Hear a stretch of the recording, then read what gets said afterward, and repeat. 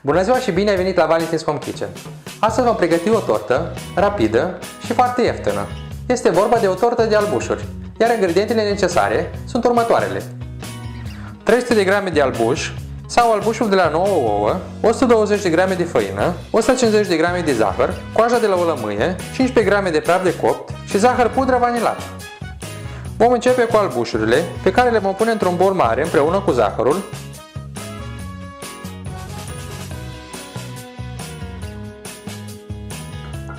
și le vom bate până când devin spumoase și tari.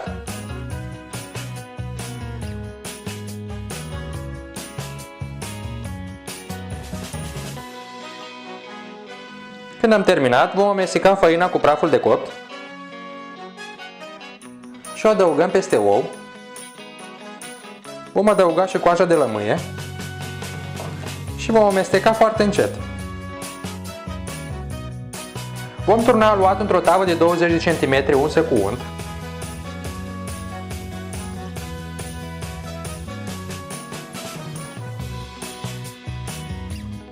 Și o vom pune la cuptorul preîncălzit la 180 de grade pentru aproximativ 30 de minute. După 30 de minute, am scos torta de la cuptor, am lăsat și să răcit și acum o voi decora cu zahăr pudră. Eu mă voi ajuta de această formă cu model, iar dacă nu aveți, puteți pune doar zahăr pudră.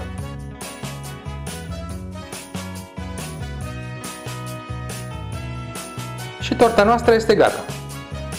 Iar eu vă doresc poftă bună și cu o nouă rețetă ne vedem săptămâna viitoare. Dacă vrei să vezi și noile mele rețete și nu ești abonat, o poți face chiar acum. Îți mulțumesc, la revedere!